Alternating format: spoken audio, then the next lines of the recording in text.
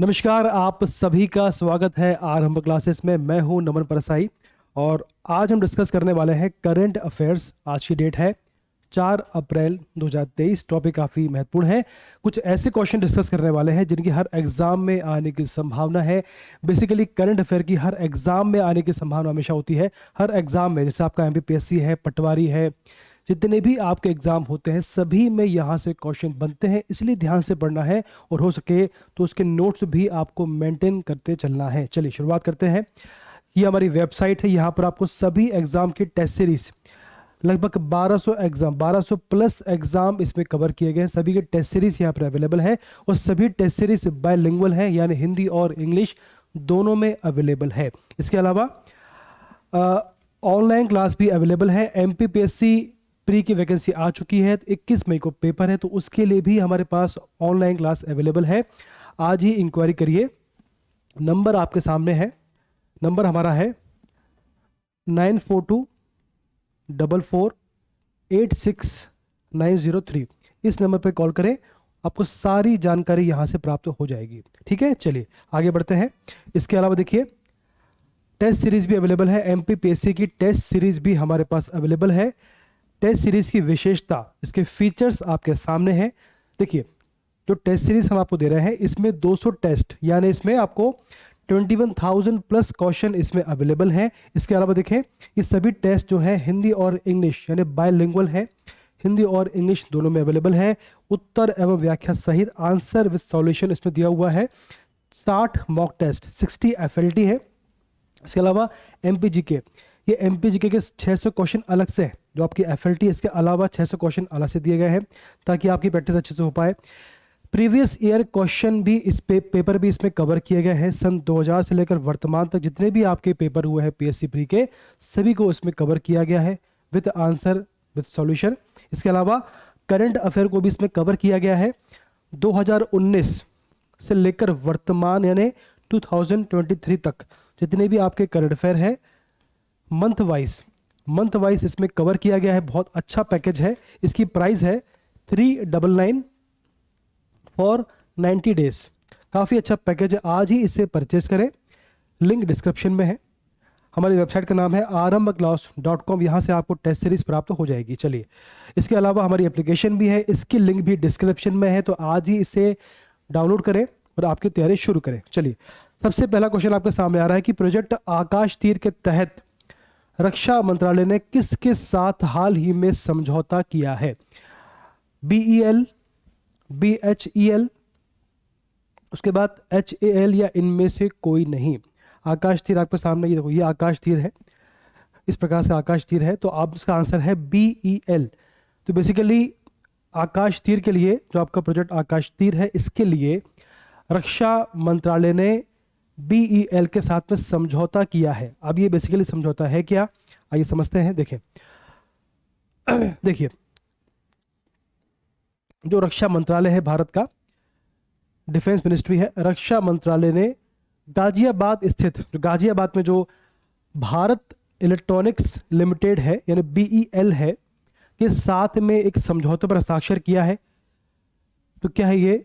BEL भारतीय सेना यानी इंडियन आर्मी के लिए ऐसा सिस्टम बनाकर देगा जो दुश्मनों की हर चाल को हवा में ही खत्म कर देगा। बेसिकली इसके माध्यम से दुश्मन के द्वारा यदि कोई अटैक किया गया, पाकिस्तान है, चाइना है, तो उसके द्वारा कोई अटैक किया गया, तो ये सिस्टम, ऐसा सिस्टम डेवलप किया जा रहा है जो उसको हवा में ही पहचान करके उसको हवा में ही समाप्त कर देगा, उसे वहीं पे खत्म कर देगा। इस प्रोजेक्ट के लिए BEL को 1982 करोड़ दिए गए हैं।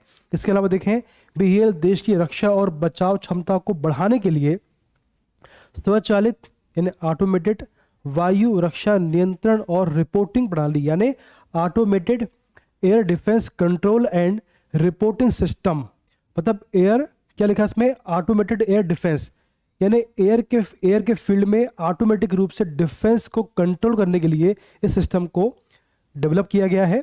AADCRS इसका नाम है, को विकसित करेगा। बात क्लियर है? इससे सरकार ने प्रोजेक्ट आकाश तीर नाम दिया है, क्योंकि आकाश में तीर का सामान्य काम करेगा। प्रोजेक्ट आकाश तीर नाम दिया गया है, तो काफ़ी अच्छा प्रोजेक्ट है ये। और आपको पता होना चाहिए, ठीक है। चलिए, तो बेसिकली इसका संबंध किससे है, किसने इसको डेवलप किया, इसका उद्देश्य क्या है, आपके लिए प्री के भी काम का है और आपके लिए मेंस के लिए भी काम का है, ठीक है। चलिए आगे बढ़ते हैं।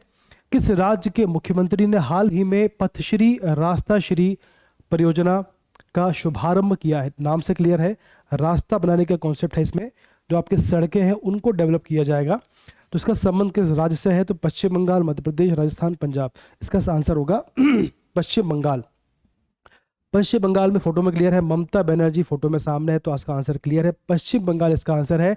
पश्चिम बंगाल। बेसिकली क्वेश्चन आपको बनेगा प्री में कि पथश्री रास्ता श्री परियोजना का संबंध किस राज्य से है? तो आंसर होगा पश्चिम बंगाल। आप देखिए, समझते हैं इसको। देखिए, जो पथश्री रास्ता श्री योजना है, तो पश्चिम बंगाल सरकार की एक प्रमुख परियोजना है जो राज्य के 22 जिलों में 12,000 किलोमीटर सड़कों का निर्माण करके सड़क के बुनियादी ढांचे को मजबूत करने और गांवों से संपर्क बढ़ाने के लिए ये किया गया। बेसिकली जो योजना है इसका उद्देश्य क्या है? इसका उद्देश्य यह है, सबसे पहले इसका उद्देश्य 22 जिलों में 12,000 किलोमीटर सड़कों का विकास करना, उनको डेवलप करना, ताकि सड़कों के बुनियादी ढांचे को विकसित किया जा सके और गांवों से संपर्क को बढ़ाया जा सके, ठीक है। दो उद्देश्य है, सड़कों को डेवलप किया जा सके, जो आपकी सड़कें हैं उनको डेवलप किया जा सके और जो गांव हैं उनके साथ में संपर्क को स्थापित किया जा सके, दो उसके उद्देश्य हैं, ठीक। तो ये जो योजना है इसका संबंध है पश्चिम बंगाल से। बात क्लियर है। चलिए, किस राज्य की कांगड़ा चाय को जीआई टैग मिल गया है? असम, हिमाचल प्रदेश, पश्चिम बंगाल, इनमें से कोई नहीं। इसका आंसर है हिमाचल प्रदेश की जो चाय है कांगड़ा चाय, इसको वर्तमान में जीआई टैग मिला है। बात की क्वेश्चन बनेगा आपसे कि हाल ही में जीआई टैग किस चाय को मिला है? तो आंसर है कांगड़ा चाय। यह ऐसे बनेगा कि कांगड़ा चाय का संबंध किस राज्य से है? तो आंसर है हिमाचल प्रदेश। चलिए आगे बढ़ते हैं। T20 में सबसे ज्यादा विकेट लेने वाला गेंदबाज हाल ही में कौन बना है? मोहम्मद शमी, कासिको रबाडा, शाकिब अल हसन या जेम्स एंडरसन। इसका आंसर है शाकिब अल हसन। इनका संबंध है बांग्लादेश। ये जो खिलाड़ी है इनका संबंध है बांग्लादेश, ठीक। चलिए, सबसे ज्यादा विकेट लेने का रिकॉर्ड। भारतीय मूल की कौन सी महिला अमेरिकी राज्य कनेक्टिकट, क्वेश्चन क्या है? भारतीय मूल की कौन सी महिला अमेरिकी राज्य कनेक्टिकट की सहायक पुलिस प्रमुख बनी है? कहां की बनी है? अमेरिका में एक राज्य, अमेरिका में 50 राज्य है, तो अमेरिका में एक राज्य है जिसका नाम है कनेक्टिकट। तो वहां की पहली भारतीय मूल की महिला सहायक पुलिस प्रमुख बनी है। तो आंसर क्वेश्चन आपका ये कि कौन है वो, ठीक है। मनमीत कौलन, किरण आहूजा, नीरा टंडन या इनमें से कोई नहीं। इसका आंसर है मनमीत कौलन। ये कनेक्टिकट राज्य की पहली सहायक पुलिस प्रमुख बनी है। अच्छा क्वेश्चन है भी। अब देखियो, अमेरिका में 50 राज्य है, तो उसका आपको ढूंढना है कि इसमें जो राज्य है कनेक्टिकट वो कहाँ पड़ता है। देखिए इसमें साइड में यहाँ पर देखो एक येलो दिख रहा है आपको, ये जो आपको येलो पार्ट है इसका नाम है कनेक्टिकट। तो इसी राज्य में जो है मनमीत कौलन यहाँ की सहायक प्रमुख बनी है। चलिए, क्या पद है आपका? सहायक पुलिस प्रमुख। चलिए अगला क्वेश्चन आपके सामने। किस देश ने हाल ही में राष्ट्रीय जीनोम रणनीति जारी की है? चीन, अमेरिका, यूएई, इंग्लैंड। इसका आंसर है यूएई। आइए समझते हैं इसको। देखिए, बेसिकली राष्ट्रीय जीनोम रणनीति जो है, जो जीनोम कॉन्सेप्ट है, बेसिकली आपके शरीर में जो जीन का कॉन्सेप्ट होता है, जो जीन का स्ट्रक्चर होता है, उसको समझने का इसमें प्रयास किया जा रहा है, ताकि आपके शरीर में बड़ी से बड़ी समस्या, बड़ी से बड़ी बीमारी को उसमें उसका समाधान, उसका सॉल्यूशन निकाला जा सके या उसका ट्रीटमेंट उसका किया जा सके। इसका उद्देश्य क्या है? ये जो राष्ट्रीय जीनोम रणनीति है, इसका उद्देश्य क्या है? इसका उद्देश्य है जीनोमिक कार्यक्रमों के विकास और कार्यान्वयन, यानी उसको डेवलप करना और उसके एप्लीकेशन, उसका इम्प्लीमेंटेशन का समर्थन करने के लिए एक व्यापक विधायी और शासन ढांचा प्रदान करना है। ये जो रणनीति है, जीनोम रणनीति, इसको डेवलप करने के लिए, इसको इम्प्लीमेंट करने के लिए एक प्रॉपर सिस्टम को डेवलप करना इसका उद्देश्य है। यह रणनीति 10 वर्षों तक चलेगी और देश में इसके तहत देश की भलाई में सुधार करते हुए सार्वजनिक स्वास्थ्य प्राथमिकताओं को पूरा करने पर ध्यान केंद्रित करेगी। अमीरात जीनोम काउंसलिंग, जिसे देखिए इसको मैनेज करने के लिए, जो रणनीति इसको मैनेज करने के लिए अमीरात जीनोम काउंसिल को डेवलप किया गया है, जिसे 2021 में स्थापित किया गया। राष्ट्रीय जीनोम रणनीति की देखरेख यही करने वाली है। कौन करेगी? अमीरात जीनोम काउंसिल। चलिए, इस कार्यक्रम का लक्ष्य क्या है? इसका लक्ष्य है 10 लाख नमूने एकत्रित करना, और वर्तमान में 4 लाख नमूनों से संपूर्ण जीनोम अनुक्रमण डेटा शामिल है। ठीक, जीनोम अनुक्रमण जो है, जीनोम अनुक्रमण डीएनए में परिवर्तन के कारण होने वाली स्थितियों के निदान में मदद करता है। देखिए, अगर जीन के स्ट्रक्चर की पहचान कर ली गई, इस पर अगर सफलता प्राप्त कर ली गई, तो हमारे शरीर में जो आनुवांशिक बीमारी चली आ रही है लंबे समय तक, ये जो हमारे मनुष्य में जो लंबे समय से आनुवांशिक बीमारी चली आ रही है, तो उसका भी सोल्यूशन इसमें पॉसिबल हो पाएगा। ये कुछ बीमारियों के प्रसार को कम करने के लिए, जो बीमारी लंबे समय से चली आ रही है जिसका सोल्यूशन ही निकल नहीं पाया है, तो उनको बढ़ने से रोकने के लिए, उनके प्रसार को कम करने के लिए सक्रिय कदम उठाने में डॉक्टरों का समर्थन करेगा। ये जो बड़े बड़े प्रयास होते हैं बिना सरकार के सहायता के ये पूरे नहीं हो पाते हैं, तो सक्रिय कदम उठाने में डॉक्टरों का समर्थन करेगा। शुरुआती हस्तक्षेप को सक्षम करेगा और सबसे प्रभावी उपचारों की पहचान करने में मदद करेगा। कई सारे सॉल्यूशन निकालेंगे इसमें, उसमें से कौन सा बेस्ट सॉल्यूशन है उसकी पहचान करके उसको आगे बढ़ाया जाएगा। बात क्लियर है? चलिए आगे बढ़ते हैं इसमें। अगला, हाल ही में किस बैंक ने अपनी पहली इलेक्ट्रॉनिक बैंक गारंटी जारी करी है? बंधन bank, axis bank, CSB bank या यस बैंक? इसका आंसर है यस बैंक। यस बैंक ऐसा पहला बैंक है जिसने अपनी इलेक्ट्रॉनिक बैंक गारंटी जारी की है। आइए समझते हैं इसको। यस बैंक ने, एक संस्था है, इसका नाम है NESL।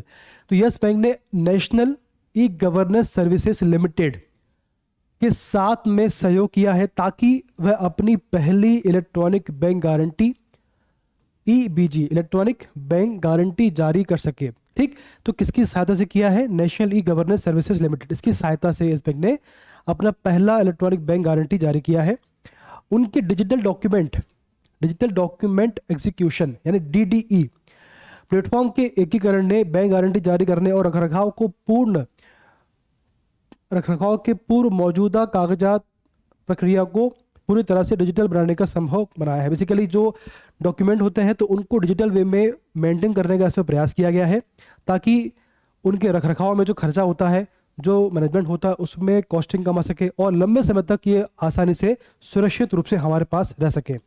इनमें डिजिटल स्टंपिंग होती है और साइनिंग शामिल है, जिससे बैंक गारंटी जारी करने में लगने वाला समय काफ़ी हद तक कम हो पाएगा। बेसिकली इसका ये जो पूरा प्रयास हो रहा है, हर साल कुछ प्रयास होता है, हर साल कुछ इनोवेटिव आइडियाज आते हैं, तो प्रयास ये होता है कि जो डॉक्यूमेंटेशन में जो टाइम लगता है उसको धीमे धीमे इसमें कम किया जा सके, ये इसका प्रयास होता है। बात क्लियर है? तो इसी दिशा में काम किया गया है और सरकार ने पहली इलेक्ट्रॉनिक बैंक गारंटी को जारी किया है ताकि जो इसमें लगने वाला समय है वो कम हो सके। अगला क्वेश्चन आपके सामने है कि हाल ही में किस देश ने घातक मारबर्ग वायरस के प्रकोप की घोषणा की है? देखिए, किस तरह से कोरोना वायरस है, इसी प्रकार से एक नया वायरस है मारबर्ग वायरस। ठीक है, तो हमको जानना है कहाँ से ये इसका विकास हुआ है। उत्तर कोरिया, चीन, तंजानिया या इनमें से कोई नहीं। तो अफ्रीका में एक देश है जिसका नाम तंजानिया है, वहाँ पर इसका खोज हुई है, वहाँ पर इसकी पहचान हुई है। देखिए, ये अफ्रीका है, तो अफ्रीका के जो दक्षिणी क्षेत्र है यहाँ पे देखिए तंजानिया पड़ता है, यहाँ पर इसकी खोज हुई। इसके अलावा यहाँ पे गिनी पड़ता है, यहाँ पर भी इसकी खोज हुई है। तो धीमे धीमे पूरे अफ्रीका में ये फैल रहा है, इबोला के समान है। देखिए, अफ्रीका में एक नया वायरस मिला है, ये इबोला आपने सुना होगा।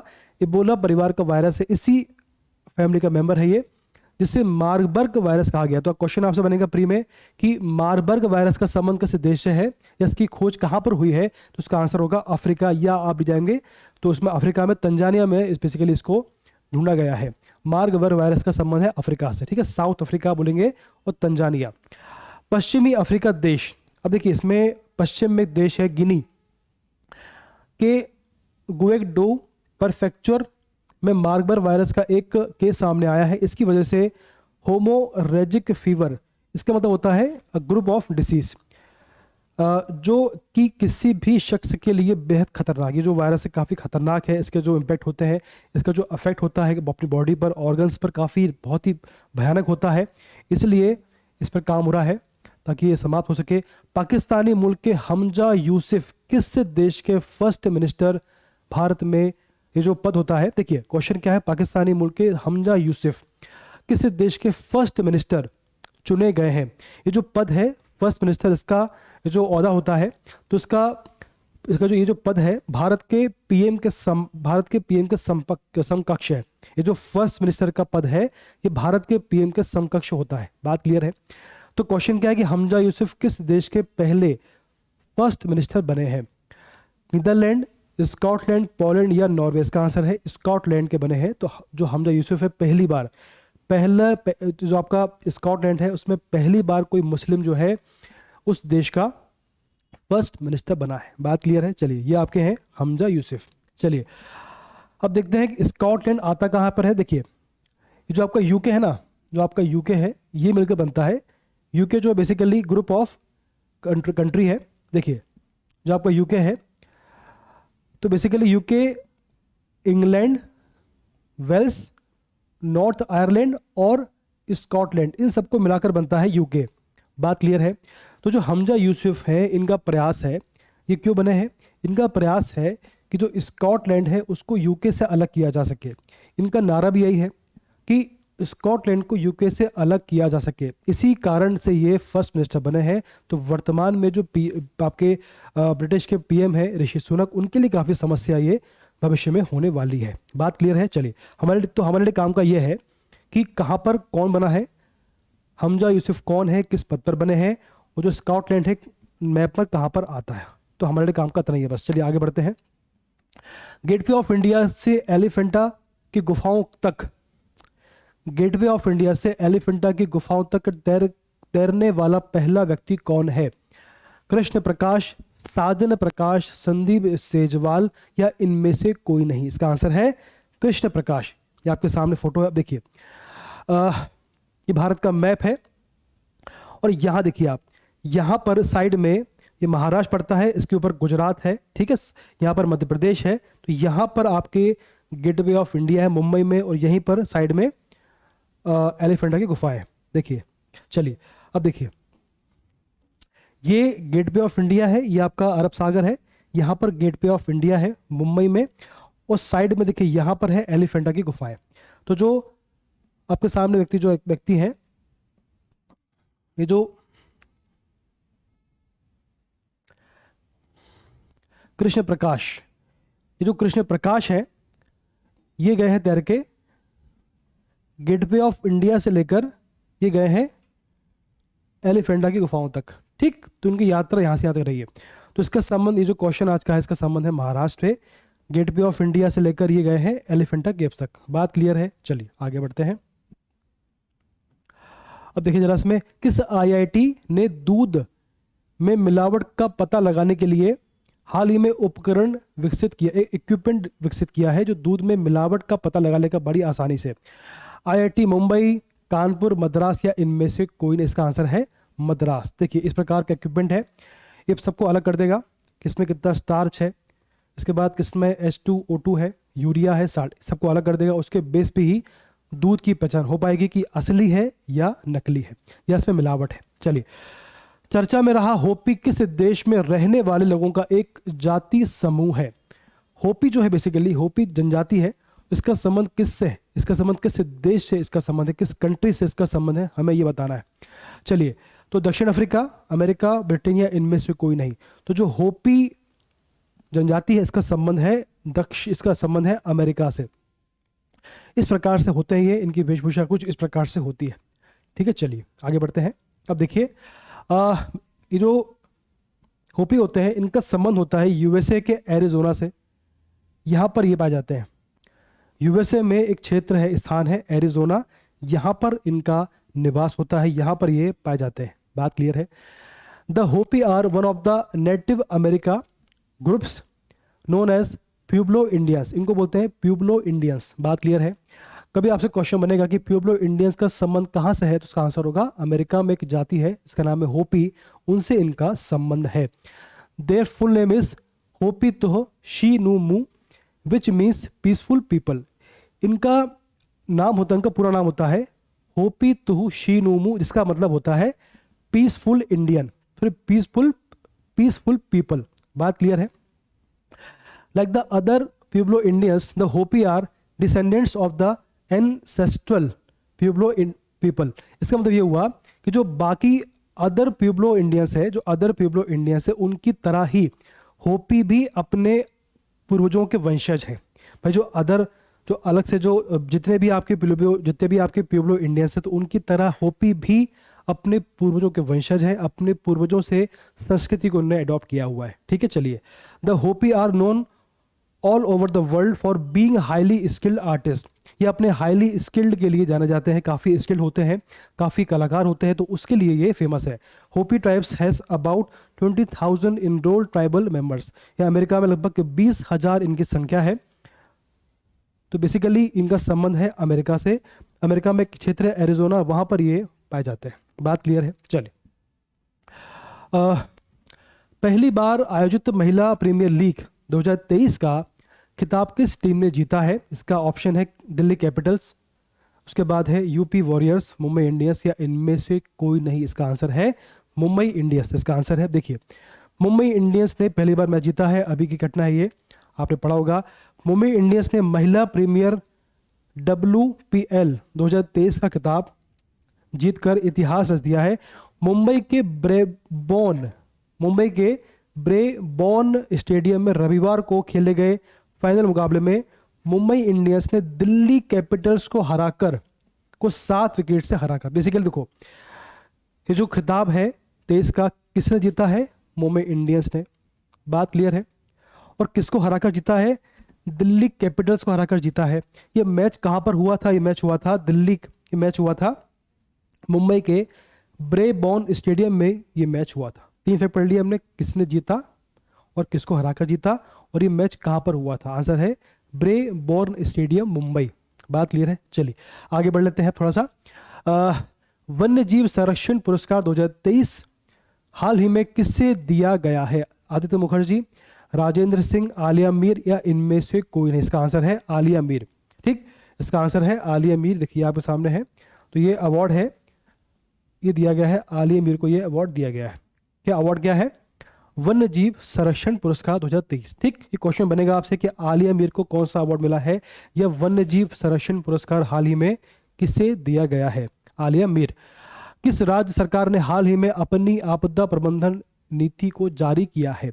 तमिलनाडु, तेलंगाना, आंध्र प्रदेश, उत्तर प्रदेश। ठीक है, चलिए, अपनी आपदा प्रबंधन, तो इसका आंसर होगा तमिलनाडु ने अभी हाल ही में अपनी पहली आपदा प्रबंधन नीति को जारी किया है। अब देखिए, थोड़ा समझते हैं कि कहाँ पड़ता है। ये है आपका तमिलनाडु, ये है तमिलनाडु, क्लियर है बात। इसके वेस्ट में ये है केरला पड़ता है यहाँ पर। ठीक, इसके साइड में, इसके नॉर्थ वेस्ट पर यहाँ पड़ता है आपका कर्नाटक, और इसके नॉर्थ में पड़ता है यहाँ पर आंध्र प्रदेश। बात क्लियर है। तो 3 राज्यों से घिरा हुआ है। उस साइड में यहाँ पर जो है, यहाँ पर आता है बंगाल की खाड़ी। ठीक, चलिए आगे बढ़ते हैं। किसकी सोलर डायनेमिक्स, देखो, किसकी सोलर डायनेमिक्स ऑब्जर्वेटरी ने सूर्य पर कोरोनल होल की खोज की है? क्वेश्चन क्या है? किसकी सोलर डायनेमिक्स ऑब्जर्वेटरी ने सूर्य पर कोरोनल होल की खोज की है? नासा, इसरो, CNES, या इनमें से कोई नहीं। सिंपल सी बात है, इसका आंसर नासा होगा। ये देखिए, ये सूर्य आपके सामने है, ये सन है, और उस पर जगह जगह पर देखिए आप ये होल हुए हैं, इनको बोलते हैं कोरोनल होल। तो इसकी खोज की है नासा ने। तो बेसिकली सूर्य पर समय समय पर अध्ययन होता रहता है कि भाई सूर्य जो अपना है, इसकी हीट भी आवश्यक है, लेकिन ज़्यादा हीट भी नुकसानदेह है। ठीक, तो सूर्य का अध्ययन बहुत आवश्यक है, तो समय समय पर इसमें अध्ययन होता रहता है। तो नासा ने इसमें अध्ययन किया है, और पाया गया कि इसमें कुछ स्थानों पर, इसमें कुछ होल, इसके जो ऊपरी परत है उसमें कुछ होल पाए गए हैं, जिसका खतरा पृथ्वी पर पड़ सकता है। आइए इसको पढ़ते हैं। देखें, नासा के सोलर डायनेमिक्स ऑब्जर्वेटरी यानी कि SDO ने सूर्य के बाहरी वातावरण, जो सूर्य का बाहरी उसका जो कवर है, वातावरण कोरोना में एक बड़े कोरोनल होल का पता लगाया है। उसका जो सूर्य का बाहरी उसका आवरण होता है उसको बोलते हैं कोरोना। क्या बोलते हैं? कोरोना। तो एक बड़े कोरोनल होल का पता लगाया है सूरज के दक्षिणी क्षेत्र में। सूरज के दक्षिणी क्षेत्र में खुले इस होल से आवेशित कणों की एक धारा निकल रही है। जो चार्ज्ड कण है उसकी धारा निकल रही है, धरती से टकरा सकते हैं। जो आवेशित कण है ये धरती से टकरा सकते हैं। धरती के वायुमंडल की तरंगों पर इसका असर पड़ेगा। क्या असर पड़ेगा? जो पृथ्वी है उसकी टेम्परेचर बढ़ेगा। वर्तमान में जो बड़ी समस्या है ग्लोबल वार्मिंग से हम जूझ रहे हैं उसमें भी इसमें इजाफा हो सकता है। ठीक, ये जो आपकी ग्लोबल वार्मिंग की समस्या है वो समस्या भी इसमें काफ़ी हद तक बढ़ सकती है। बेसिकली हर पहलू में, हर दिशा में ये भारत के, ये पृथ्वी के लिए नुकसानदायक है। ठीक, तो इस पर काम हो रहा है कि भाई किस प्रकार से नुकसानदेह है और उसे कैसे समाप्त किया जा सकता है। ठीक, तो आज हमने काफ़ी कुछ पढ़ लिया है, इतना पर्याप्त है। आगे भी पढ़ते रहेंगे। अगला वीडियो बहुत जल्दी आएगा आप सभी के लिए, तब तक आप पढ़ते रहिए। अपने ध्यान रखिए। नमस्कार।